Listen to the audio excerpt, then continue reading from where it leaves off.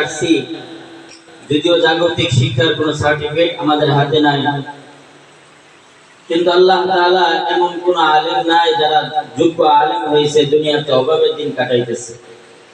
এমন কোন হাফেজ নাই যারা যোগ্য হাফেজ হয়েছে কিন্তু দুনিয়াতে বাতের অভাবে সে মারা গেছে। আল্লাহ রাসূল সাল্লাল্লাহু আলাইহি ওয়াসাল্লামের হাদিস চিরন্তন সত্য, যার মধ্যে কোনো সন্দেহের অবকাশ নাই।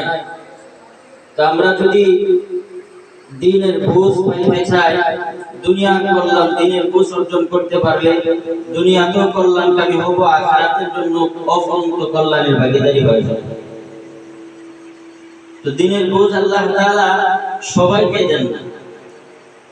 অনেকের বুঝ থাকা সত্ত্বেও দিনের বুঝ নাই। কেন নাই? আল্লাহ তাআলা সকলকে এই বুঝ দান করেন না।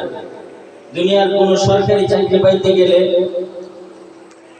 আগে রিটেন পরীক্ষা দিতে হয়, তারপরে ভাইবা দিতে হয়, এরপরে আবার যাচাই বাছাই করে তারপরে সরকারি চাকরিতে নিয়োগ দিতে হয়। তো দেখা যায় একটা বিশেষ পরীক্ষা আসলে পরীক্ষাতে লক্ষাধিকের উপরে পরীক্ষার্থী থাকে, কিন্তু তার মধ্যে থেকে 100, 500, 5000 জন ছাত্রকে সরকারি চাকরির জন্য বাছাই করে।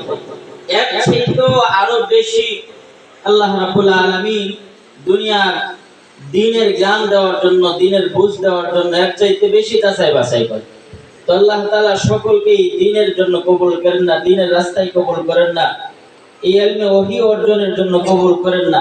আল্লাহ তাআলা যাদের কল্যাণ চান কেবলমাত্র তাদেরকেই আল্লাহ তাআলা এই দ্বীনের বুঝ দান করেন। এজন্য আমরা সকলেই কল্যাণের আশাবাদী। আমরা যারা এই কল্যাণের আশা করি, অবশ্যই আমাদের অন্তরে দুনিয়ার বুঝ থাকার পাশাপাশি দ্বীনের বুঝ থাকার প্রয়োজন। আমরা আমাদের সন্তানগুলিদেরকে এই দ্বীনের ইলম শিক্ষা দেওয়ার চেষ্টা করব। যারা এই দ্বীনের ইলম অর্জন করবে তারা দুনিয়াতেও সফল, আখিরাতেও সফল।